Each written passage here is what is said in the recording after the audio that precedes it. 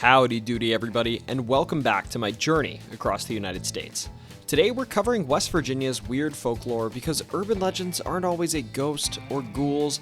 They might be that restaurant in town with a strange wiener obsession, the unexplained disappearance of some local children, or maybe even some guy who's walking around DC with a cucumber in his hand. If you know, you know, and God, don't Google it if you don't. Now, some quick notes. To start, this video's topic was suggested by a viewer, and you can suggest one too in the comments below. Additionally, this video will exclude cryptids and ghost stories, as those will be covered in future videos. Beyond this, I just want to thank you all for your support and remind you that if you want to help me out a little, the best thing you can do for me is subscribe, like the video, and leave a comment. It'll never cost you a dime, and it's a quick way to say, hey YouTube, this guy's alright. With this in mind, come with me today and let's see what West Virginia's got in store in the weird department.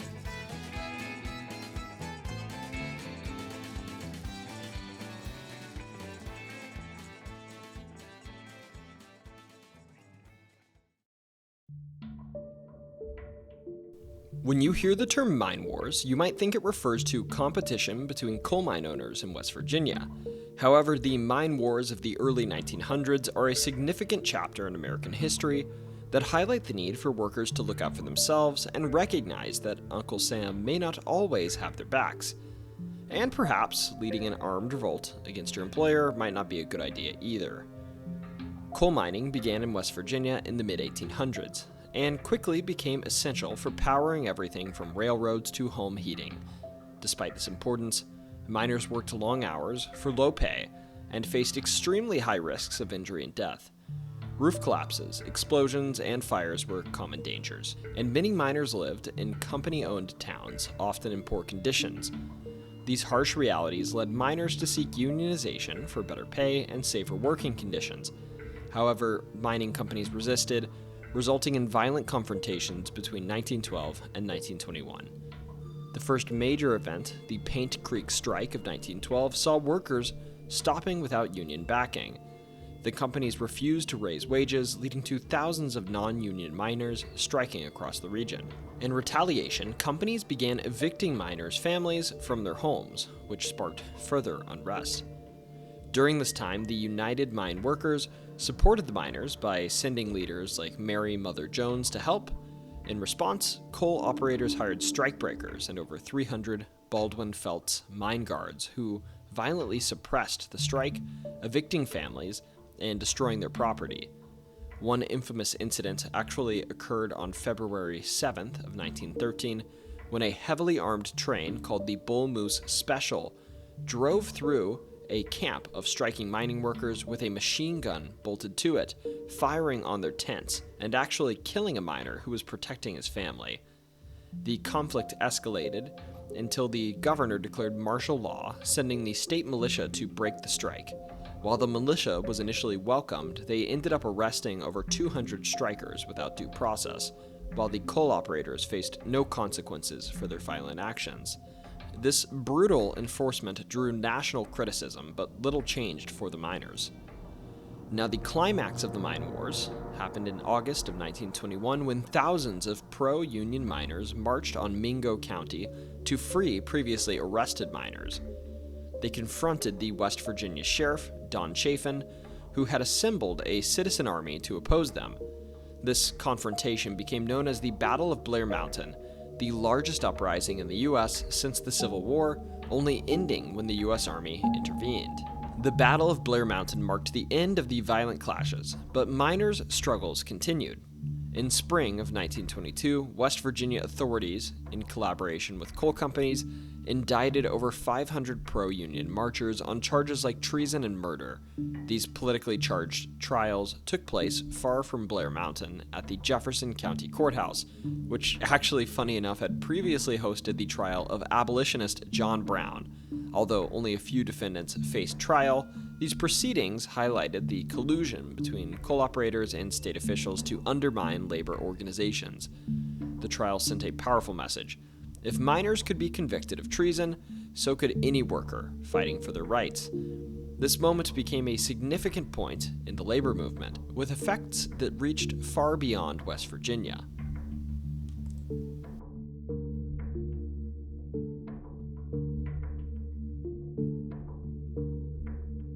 'Twas the night before Christmas, and all through the house, 9 children were sleeping until their 2 parents announced that there was a fire at 1 a.m. 6 of them got away, but 5 were left in. If you can't already tell by my cheesy intro, this is the story of the unexplained disappearance, or perhaps death, of the 5 Sodder children, a mystery and conspiracy that continues to enthrall the curious to this day. To start, I wasn't kidding, it was Christmas Eve of 1945 in Fayetteville, West Virginia, when this fire occurred. And on that night, George and Ginny Sodder were asleep, along with their 9 children: Sylvia, aged 2, Marion, aged 17, John, aged 23, George Jr., aged 16, Maurice, aged 14, Martha, aged 12, Louis, aged 9, Ginny, aged 8, and Betty, aged 5. Holy cow, that's a lot of kids. At 1 a.m., as I said, there was a fire, and from this fire, the 2 parents and 4 of the children were able to escape, but Maurice, Martha, Louis, Ginny, and Betty remained. These children shared rooms upstairs, and it's worth noting that their father, George, did try to save them, but the staircase was aflame and he wasn't able to get up the stairs. This led him to look for his ladder to enter through the children's window, but his ladder was gone. As if matters couldn't get worse, one of the children, Marion, went to the neighbor's house to phone the fire department, but no operator was attending the phone or nobody decided to pick up. This actually happened twice, as another neighbor apparently tried calling the fire department and again got no response, and then the same neighbor even drove all the way to town to the fire department and saw the fire chief in person, telling him the news. Now you'd think that when given the word that there was a fire chief of a fire department would probably make it to the fire, because they were only 2.5 miles away from said burning house, but it took the flippin' fire department 7 whole hours to make it to the Sodder family's house, which was fishy, and obviously, at this point, the fire was already out on its own, and the home, and perhaps the people inside of it, were reduced to ashes. Now, for what it's worth, even though the authorities were useless on the night of the fire, they did their best to aid in the recovery of bodies after the fire. They searched the ashes of the home for signs of a body left behind, basically, or bones, or really anything else indicating a human had been inside of it. But strangely, they found no evidence that anyone at all perished in the fire. Now, it's worth noting that some sources I've read consider this strange and cite that house fires usually aren't hot enough to cremate bones, but from what I've been reading, bones can be cremated at between 1400 and 1800 Fahrenheit, and house fires generally range between 1000 and 2000 Fahrenheit, so it probably falls into the realm of possibility. This being said, I also read some sources stating that at 2000 degrees Fahrenheit, bones don't even completely disintegrate. Although, again, it took 7 hours for the fire to be attended to by the local fire department, so I'll again throw this into the "it's possible that they were actually cremated" bucket. Regardless, seemingly all that remained after the fire, other than the remains of some appliances, was the home's basement, which George promptly covered with dirt, creating a memorial to his lost children. Now, maybe it was paranoia, or maybe they were onto something, but George and Ginny, despite having been issued death certificates for their children, suspected that they may very well be alive. This was in part driven by the report that the fire was supposedly set by poor wiring, which, I should mention, the wiring had been checked earlier in the year and deemed fine. This led the couple to suspect the fire was actually an arson, conducted by their children's kidnappers. Additionally, there were multiple sightings of the children in the days and years following the fire, although I'm going to preface this list with my opinion that some of these are dubious. To start, on Christmas Eve itself, a woman claimed that she saw the missing children in a car driving away from Fayetteville, West Virginia. The next morning, on Christmas Day, there was another sighting where a woman claimed a car with a Florida plate pulled up to a restaurant and 5 children got out. The suggestion by this woman was that the children that got out of the car looked similar to the ones that ended up missing. Additionally, a while later, a hotel attendant claimed to see 4 of the 5 missing children with 4 Italian adults, presumably 2 couples, and the men among this group wouldn't allow the hotel attendant to speak with the kids when she tried to. Finally, at one point, George saw a child in a newspaper that looked like his son, listed as living in New York City, and George actually drove to New York City to see this child, whose supposed parents wouldn't let George near him. Admittedly, if a man showed up to my house that I didn't know and wanted to talk to my son, perhaps claiming my son was his son, I'd also basically tell him to bug off, so this one seems pretty reasonable to me. Beyond this, some other weird circumstances surrounded the disappearance of the children. To start, George and Jenny Sodder managed to get the attention of the FBI, who agreed to cooperate with local authorities and further investigate the case, but the local police and fire department declined to cooperate with the FBI. Many view this act as near admittance by the local police that they either covered something up or knowingly ran a botched investigation, or perhaps both. But frankly, knowing what I know now about this process, this probably would have resulted in a lot of work for local police, including the oh-so-dreaded paperwork, so I sort of get why they declined this opportunity to cooperate. Additionally, on the night of the fire, apparently the Sodders got a phone call and Jenny answered it. When she did, she noticed the lights in the home were still on, suggesting the wiring in the home was just fine. Also, as she was drifting back off to sleep, for some reason she heard a loud bang and did nothing about it, and some suggest this bang was an explosion that perhaps caused the fire. This bang has also been linked back to a strange rubber object found in the yard by one of the surviving children, which George thought was an explosive commonly used in the war at the time. Keep in mind, World War II was ongoing right now. Now, I should make it clear that from what I can tell, George had no expertise that would have allowed him to definitively say whether or not something was an explosive. This was just his speculation. But this is something folks point out frequently. Additionally, there were a few fishy individuals surrounding this situation. One of the most notable, and perhaps my top pick for the whodunit question, is a life insurance salesman who, when he couldn't make a sale to George or Jenny earlier in the year, threatened to burn the Sodder family's home down, and also to end the lives of their children. He also made a rude remark to George about George's vocal disdain for Benito Mussolini, a point of tension surrounding George and the small local Italian community, who also may have played a part in this saga, if the conspiracy is to be believed. A man was also seen supposedly stalking the surviving younger Sodder children as they came home from school, although sometimes this stalking is rather portrayed as a man who was watching the children return from school along a highway, which maybe seems a little weird, but doesn't really seem too nefarious. Down the line, George and Jenny also hired a private investigator that looked into the investigation by the coroner's office, the office that determined the fire was an accident. And this private eye discovered that the man who made the decision on whether or not this was an accidental fire was actually the same life insurance salesman that we mentioned threatened the family when they wouldn't purchase life insurance from him. Another point against him. A pathologist also excavated the dirt and found 4 shards of human vertebrae.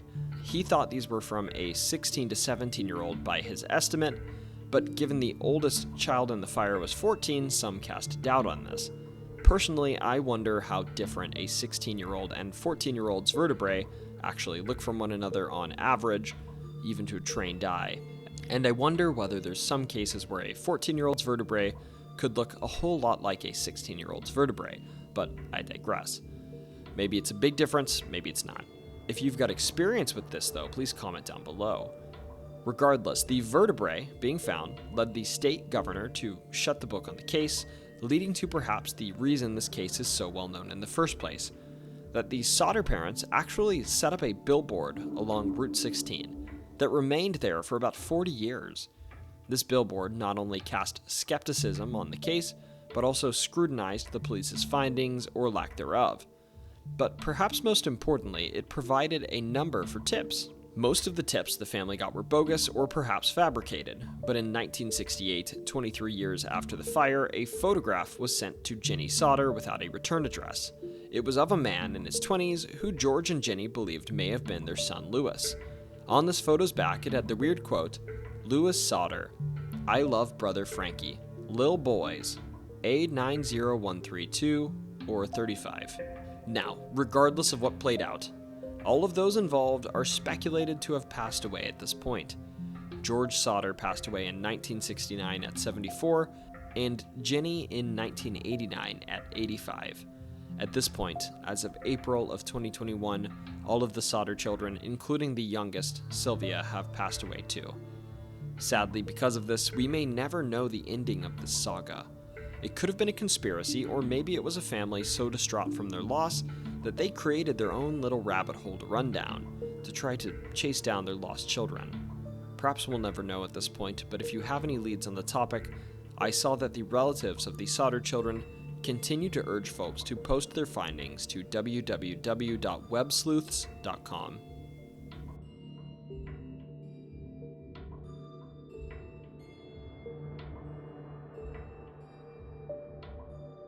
So, on a more lighthearted note, we've got the Buchanan Pringle Tree. And no, the Pringle Tree is not a tree full of Pringles like you were probably hoping. Trust me, I was excited to and about ready to get in my car. Rather, it's sort of a weird story about a pair of early West Virginia settlers of Scottish descent named Samuel and John Pringle, who, with some friends in 1761, ended up leaving behind their British military service during the French Indian War, deserting, so to speak. Now, of course, the British wouldn't have taken kindly to deserters, and because of this, the brothers had to wander the countryside for a while, and eventually they decided to settle around a little creek they referred to as Turkey Run, in an area that was yet to be settled by Europeans. Here, apparently the hunting was good, and in addition to this, they found a huge hollow sycamore tree that supposedly was 10 to 11 feet in diameter inside, big enough for multiple people to lay inside of, and that's just what they did. For quite some time, it's said that the Pringle brothers actually lived inside of this tree, using it for shelter and storing their belongings there. Now, while they settled here for a while, their supplies eventually dwindled, leading John to go back to civilization for a while to sell animal pelts in exchange for goods to live off of, like ammunition, for instance, leaving his brother, Samuel, a couple of bullets for hunting while he was gone. John actually found, when he returned, though, that the war was over, so the brothers were no longer faced with the threat of discipline for deserting, leading Samuel to return to his brother John and bring him back with him to civilization, where the two told others of the beautiful and rich land they'd found. This actually led multiple families to return there with them, and these families loved the area so much that, with the brothers, they decided to begin settling there in the 1770s. A funny part of this story is that one of the settlers, named Charity Cutright, would end up falling in love with Samuel Pringle, and they actually decided to live for a few years inside of the sycamore tree once more after their marriage, having 5 children together ultimately. Hopefully not inside of the tree, though. That would be one heck of a packed up tree. Now, from here on out, the story just becomes their lives. Samuel lived to be 101 and was buried in Upshur County. John also got married, but rather than moving into the tree, thankfully he moved to Kentucky with his wife. Now, a few things worth noting. This hollow inside of the sycamore tree isn't necessarily uncommon. Sycamore trees are capable of growing extremely large and often have hollows inside when they mature. Back in the day, these were common features that hunters used for shelter when there was bad weather, so staying the night in one wasn't unusual. Or at least not as unusual as living in one for years, I guess. These days, the tree itself is gone, but its descendant,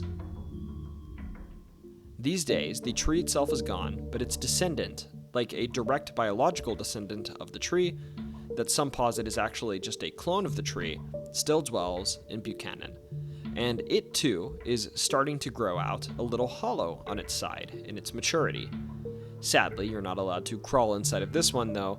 It's gated off by the city, but you can visit the old Pringle Tree and take in its wondrous beauty and incredible story.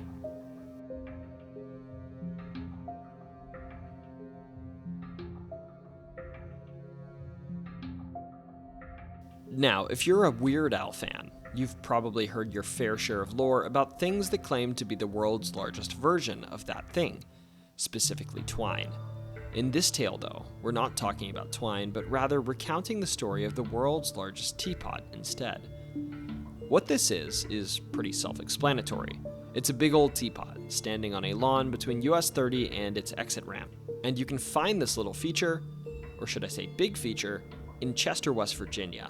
Originally, this wasn't actually in the shape of a tea kettle. It was a keg made by Hires root beer. But then, somehow it ended up in the hands of the inventor of the banana split, who cut windows and doors into the keg and made it a concession stand. Later, it was again purchased in 1938 by a guy who brought it to Chester, West Virginia, and had the brilliant idea of making it look like a teapot, bringing the world's largest teapot to West Virginia. Although you can clearly still see the remnants of its time as a concession stand carved into the side of it, but I digress. Regardless, this teapot was actually, hilariously enough, used to sell teapots, which was a nudge to the fact that the region had a blooming potting industry, bringing this all full circle and making the teapot shtick make a bit more sense. In 1980, the teapot that sold teapots went out of business though and fell into disrepair for a while.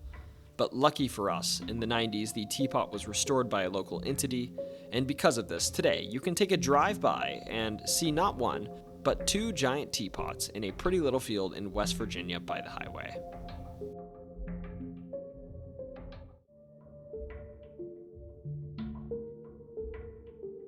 Now, it's only appropriate that you follow something big with something itty-bitty.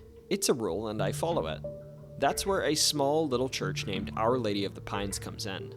This tiny little church is billed as the smallest church in 48 states. And by that, I think they're referring to the continental USA, or maybe they just missed the memo that since 1959 there have been 50 states.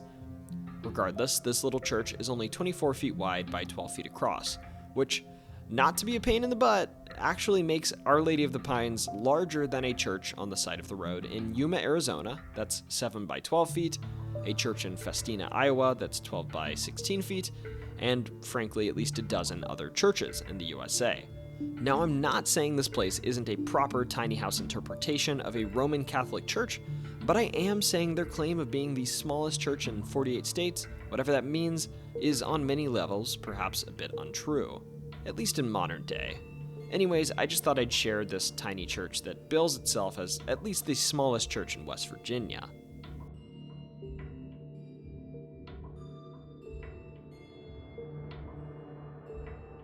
Alright, so given this is our second mummy in 3 Weird Stuff videos, I'm getting a little bit worried that disrespectful acts of mummification are becoming a theme in the United States, but I'd venture a guess that this one at least won't come close to the whole Eugene saga.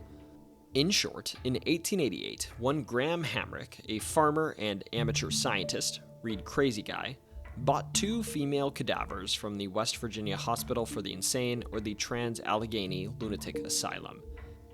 Keep this place in mind as we'll be visiting it in our haunted West Virginia video that eventually comes out.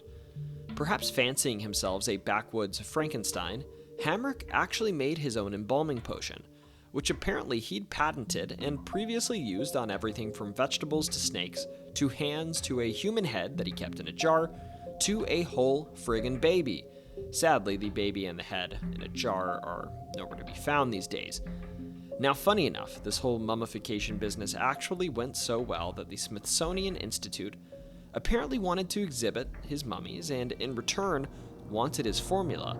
But of course, Hamrick was far too proud to hand over his formula, so he denied this request.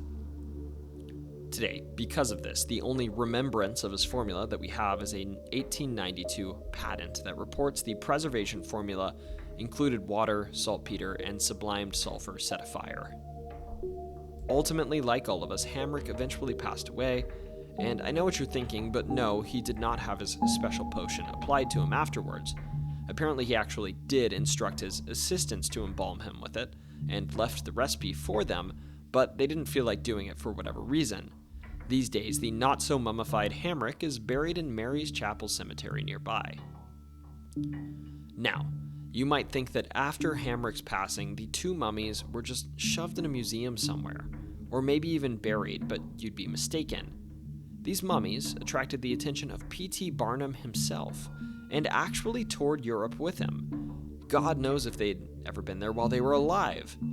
Somehow, afterwards, they ended up in someone's barn somewhere, and after that they spent some time apparently living under someone's bed, no, this isn't a joke, and in 1985 they got wrapped up in a flood in a museum where they became waterlogged and had to be laid out to dry in front of a local post office. What a sight to behold, friggin' disgusting. But hey, nowadays they're doing okay. Today, these mummies are of course referred to as the Philippi Mummies, and as you'd expect, they are indeed in Philippi, still chilling in all of their dried out glory in glass coffins. Specifically, they're in the Barber County Historical Museum bathroom? Now, I don't know if this is true, but I read an article saying they're being displayed in glass coffins in the bathroom. So, if that's correct, yeah, dried out dead guys watching you pee. That is some proper Americana, if I've ever heard it.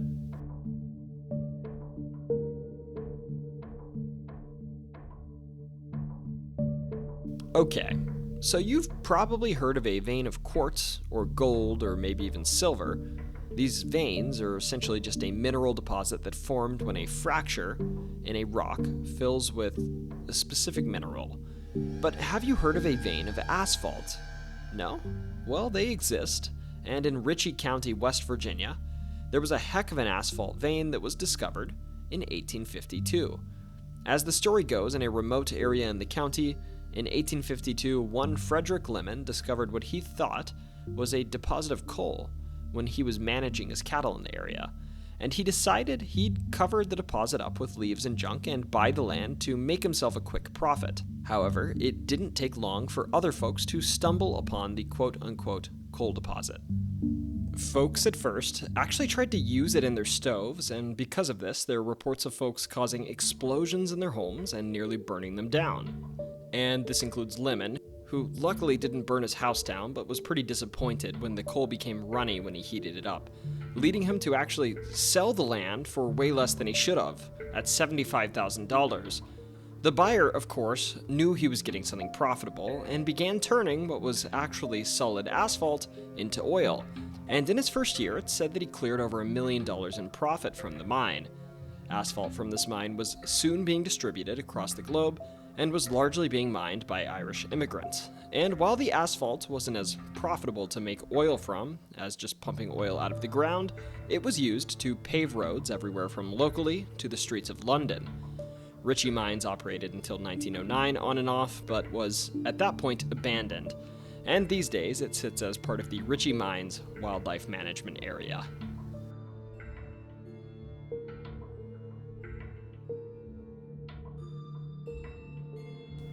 In Lesage, West Virginia, a tiny town of 1,300 people in southwestern West Virginia, there's a spot that's self-described as having just celebrated 25 years of love and weenies, and having quirky down-home charm, and this spot is called Hillbilly Hot Dogs. So I'll be honest, this is certainly the first restaurant on my weird list, but I think it's warranted. On the side of the road here, you'll see the label Hillbilly Hot Dogs on everything from a boat to a giant wiener, to a school bus, to a 3-seated toilet. Yeah, you and 2 friends can poop side by side. It's pretty fun. And there's also tons of other bric-a-brac scattered all across the place's lawn. If not for the fact that you could smell the sausage in the air, you might think you'd stumbled onto some hoarder's lawn, but fear not. The place passes all of their health inspections, and it's just their branding. Now, if you think this is weird, just wait until you hear the owner's story. The restaurant was apparently made by 2 Californians who met and fell in love at a car wash of all places, and on the property the man owned in West Virginia, where he actually grew up, they fulfilled their shared lifelong dream of opening up a hot dog stand.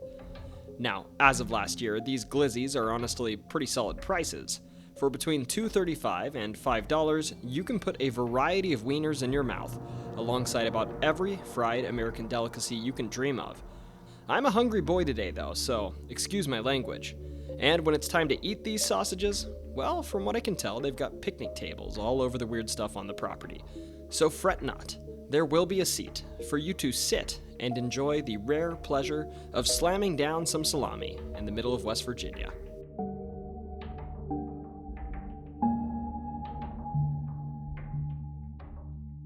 Okay, I'll be honest.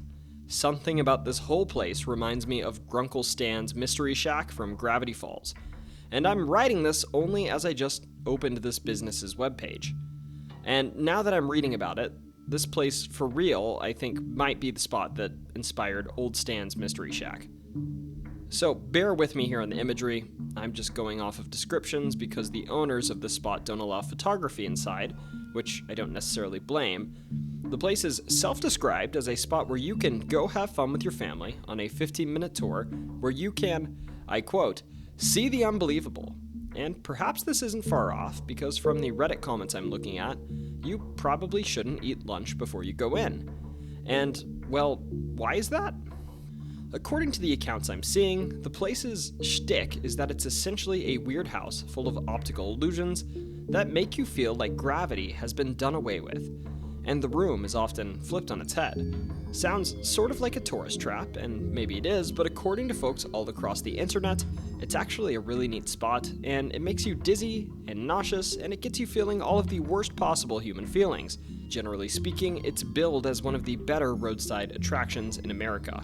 For some reason, all of this makes it fun apparently, but whatever. I've been convinced, so next time I'm in the area, count me in on going to the Mystery Shack. The Mystery Hole.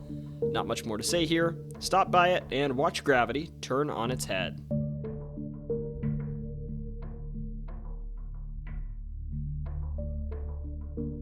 Alright, now that I'm done slinging wieners and falling over in the funhouse for a bit, it's time for a nap. And by nap, I mean the kind of nap you'd take in a graveyard.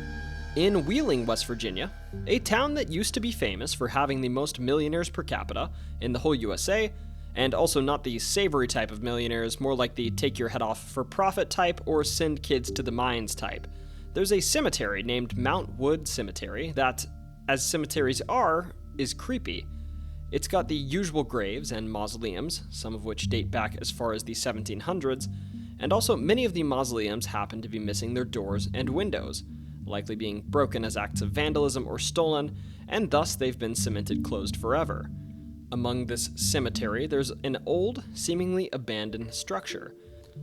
As the story goes, in 1925, the property belonged to a local doctor named Dr. Andrew J. Harness, who wanted to build this castle-like home as an homage to his lovely wife, Mabel.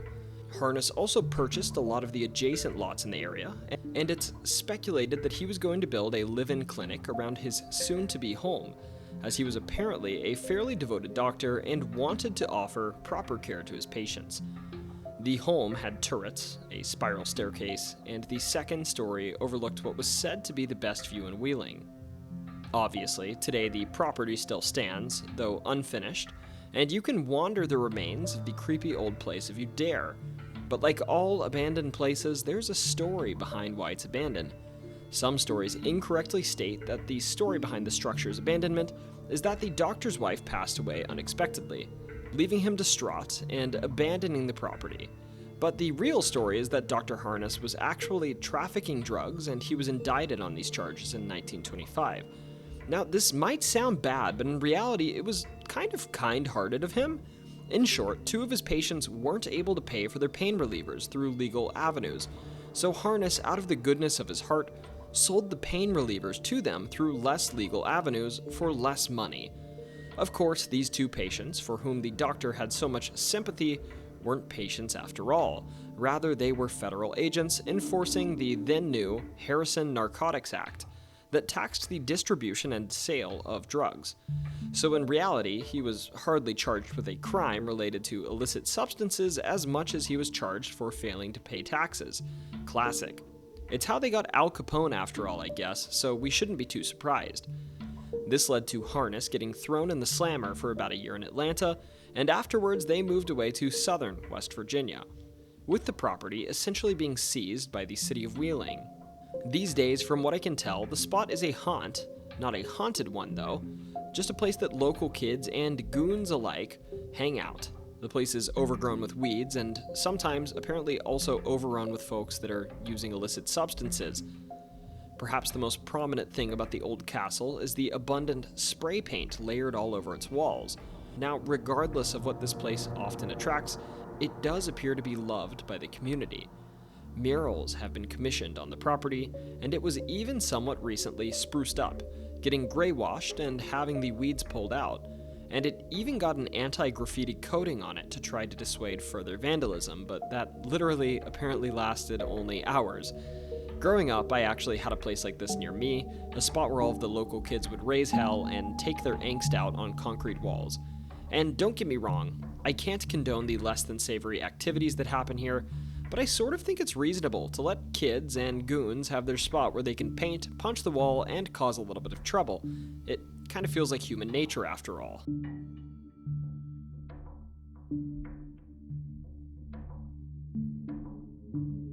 In the beautiful Allegheny Mountains in Greenbrier County, West Virginia, there's a luxury resort that's been accepting visitors since it was opened in 1913 by the Chesapeake and Ohio Railway.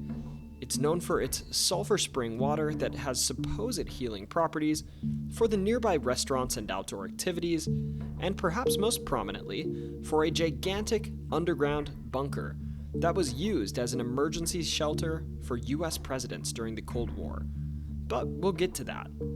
Now, as I said, on the property there's a spring of sulfur water, and this spring is located near the property's center. Westerners discovered the spring in 1778 when one woman, a Miss Anderson, who was a pioneer, began adopting the native tradition of taking the waters to relieve her rheumatism. And for the first 125 years of this location's life, it was known as White Sulphur Springs, generally being used by folks who wanted to escape the local summertime heat. Eventually, the property was purchased by a family called the Caldwells, who in 1858 built a big ol' hotel on the property named the Grand Central Hotel.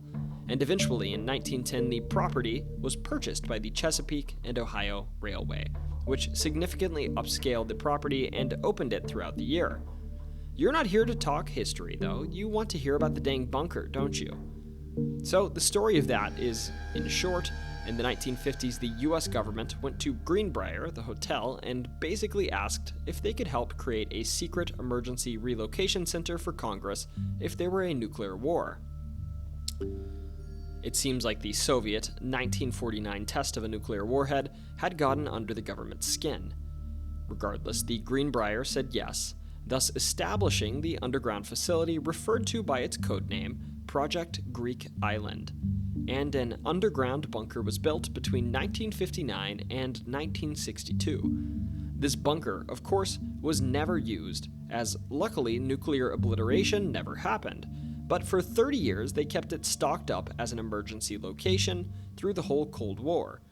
During this time, the bunker's location was never acknowledged by the government, that is, until one Ted Gupp, a journalist for the Washington Post, mentioned the bunker in a 1992 publication, upon which the government immediately decommissioned the bunker. This makes you wonder where the new bunker is, doesn't it? Regardless, the bunker still remains. These days it's been renovated, and it's mostly used as a data storage facility for CSX-IP. You can actually buy tickets to tour the old bunker for the hefty price of $47 per adult if you wish to, and you can also still stay at the Greenbrier if you wish. But holy guacamole, I should warn you, it gets pretty expensive.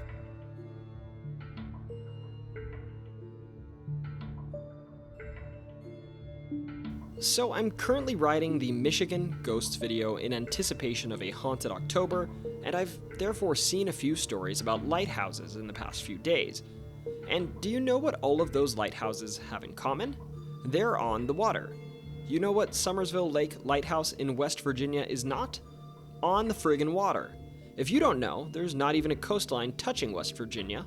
Nonetheless, standing at 104 feet tall, at 2,164 feet above sea level, there's a large lighthouse with 122 steps that, at the top, gives you a nice view of the nearby Summersville Lake, 3,300 feet away. So as for why this amazing thing exists, in 2009, the owners of Summersville Lake Retreat, Steve and Donna Kiblesh, were talking with an individual that was erecting wind towers for a nearby wind farm. Apparently, in this conversation, the retreat owners joked that the man could erect one of the towers on their property and they'd disguise it as a lighthouse. Well, given the man had a spare turbine tower that rolled off of a truck and got damaged, he took them up on their offer, and this led the family to actually buy the tower and erect it on site in 2012. So nowadays, there's pretty much a fully established lighthouse inland in West Virginia with a rotating beacon beaming lights 30 miles in every direction, just like a lighthouse should. If you want to visit this wonderful and odd attraction yourself, it's open April through October daily, and you can reserve a spot to visit it in November through March.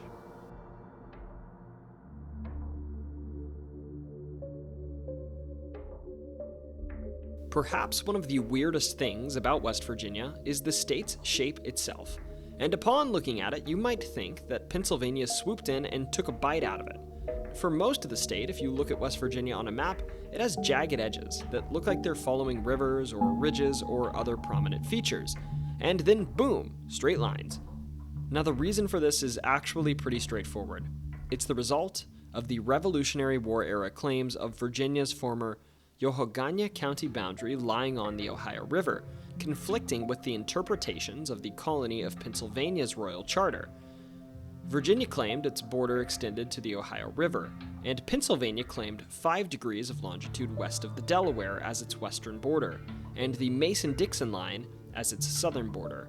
The Panhandle, or the little northern weird part of West Virginia, is the settlement of the 2 disputed claims, and in 1863, when West Virginia split from Virginia, it got this weird chunk conflicting with the southwestern border of Pennsylvania in the process.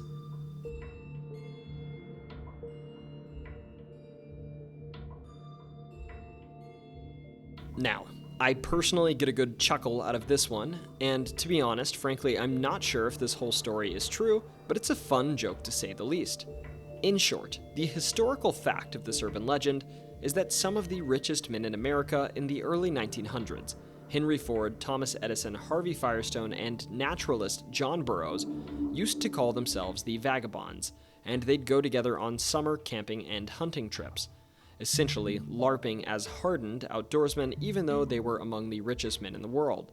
It's also a fact that on one of these trips, it was 1921, and the crew, excluding Burroughs, who was dead, he died earlier in the year, decided to travel through Appalachia, and they were actually joined by President Warren G. Harding, who I guess was joining in on all of this vagabond fun in lieu of Burroughs since the crew was near Washington, D.C. anyways.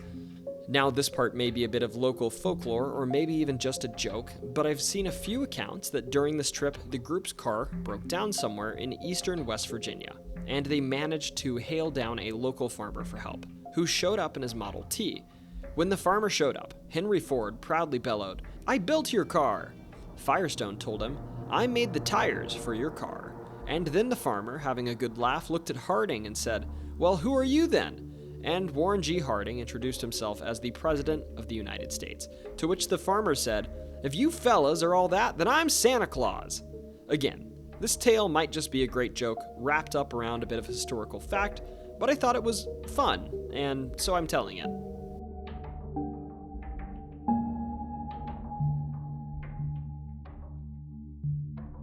Now, everyone knows that Colorado is the famous ancient city of gold, but a close second can apparently be found in Marshall County, West Virginia, in a town named Moundsville. In reality, this place was built in the 1970s as a retreat for an individual that I'm not going to try to pronounce the name of, but he was the founder of the Hare Krishna movement. But beyond this explanation, if you look to the folks that built and attend to this palace, they have a far more outlandish story of its origin. As the story goes, in 1973, the devotees of the individual I mentioned wanted to build him a home where he could work in peace, and they basically just made a rough draft of a house on a piece of paper or something, according to the story. Nothing fancy. From this, they went to work to build nothing more than a simple home for him, but of course, Lord Krishna had something else in mind. It's said that as the followers were building the home, every step of the way, something that was more grand than was originally intended was built, completely by accident. Ultimately, this ended with a palace that was made entirely of gold, surpassing even the wildest expectations of those that set out to build it. Now, obviously, this whole place being a happy accident arranged by a god is likely an urban legend perpetuated by the temple to bring in visitors, unless you really believe that somehow this place just slipped and fell on a pile of gold. But despite this, it is indeed a beautiful memorial to the individual I mentioned before, and a true work of devotion to their god, Lord Krishna.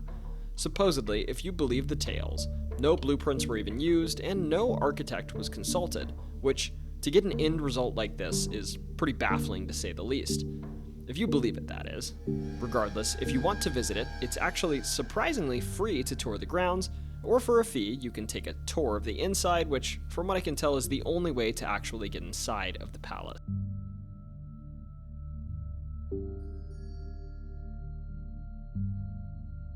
"14 years is a long time to do anything. I mean, heck, as of 2022, the median length of employment for men in the United States was only 4.3 years.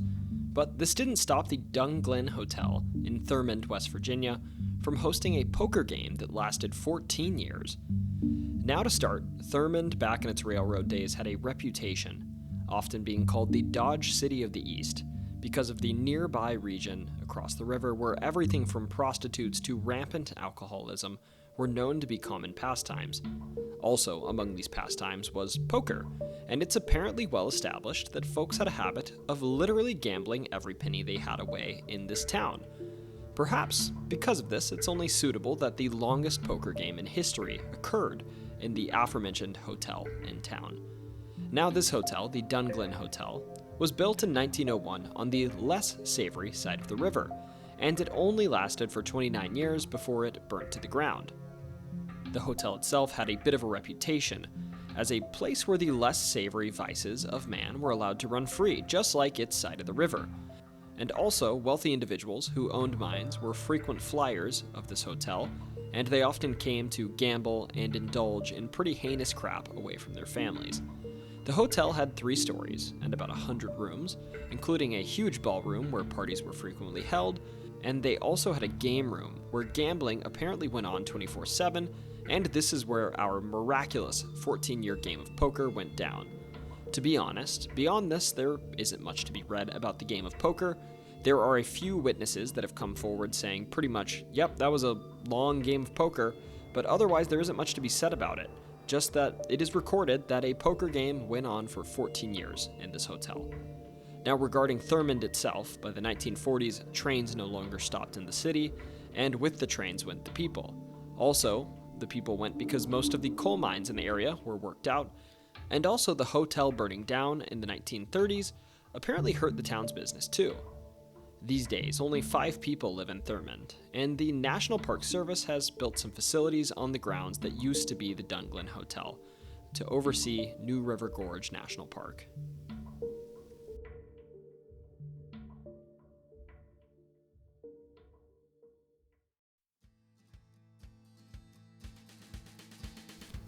West Virginia, it's been a treat learning more about you, and I hope that I did your weird folklore justice.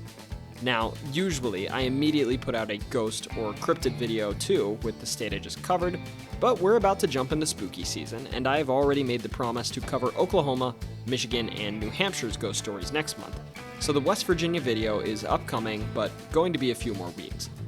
Now with this in mind, I just want to say thank you for watching and remind you that whether you just shook hands with someone who introduced themselves as a guy named Louis Sodder, or if you were hanging out in the Greenbrier Hotel only to hear sirens go off and a man yell, "Time to get to the bunker," don't you ever forget, it's always story time.